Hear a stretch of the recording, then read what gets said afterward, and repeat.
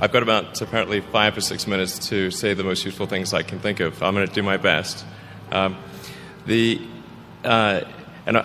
was suggested that I distill things down to three items. I think I'll go with 4.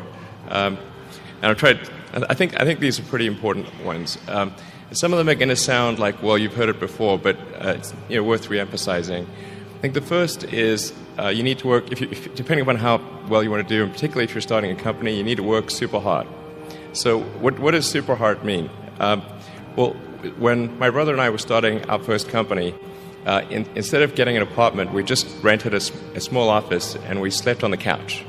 And we showered at the YMCA, and we're so hot up we had just one computer. So the website was up during the day, and I was coding at night, 7 days a week, all the time.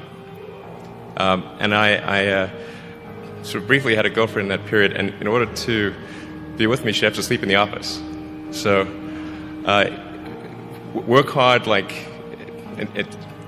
every waking hour. That's the thing I would say particularly if you're starting a company. And if you do simple math, say okay, if somebody else is working 50 hours and you're working 100, you'll get twice as much done in the course of a year as the other company. The other thing I'd say is that if you're creating a company or if you're joining a company, the most important thing is to attract great people. So either join a group that's amazing, that you really respect, or if you're building a company, you've got to gather great people. All a company is a group of people that have gathered together to create a product or service. And so depending upon how talented and hardworking that group is, and the degree to which they are focused cohesively in a good direction, that will determine the success of the company. So do everything you can to gather great people if you're creating a company. Then I'd say focus on signal over noise.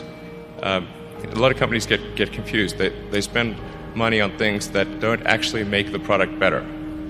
So, for example, at Tesla, we've never spent any money on advertising. We put all of the money into R&D and manufacturing and design to try to make the car as good as possible. And I think that's the way to go. So for any given company, just can keep thinking about, are these efforts that people are expending, are they resulting in a better product or service? And if they're not, stop those efforts. And then the final thing is to sort of don't just follow the trend.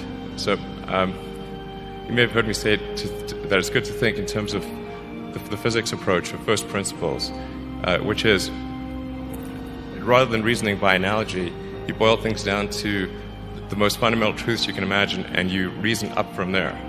And this is a good way to figure out if something really makes sense, or if it's just what everybody else is doing. It's hard to think that way. You can't think that way about everything. It takes a lot of effort. But if you're trying to do something new, it's the best way to think.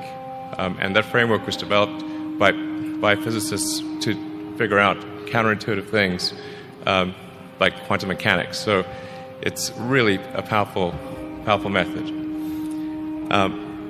Anyway, so that's, and then I think that the final thing I would encourage you to do is, now is the time to take risk. You don't have, you don't have kids. As you get older, your obligations increase. So and once you have a family, you start taking risk not just for yourself but for your family as well. It gets much harder to do things that might not work out.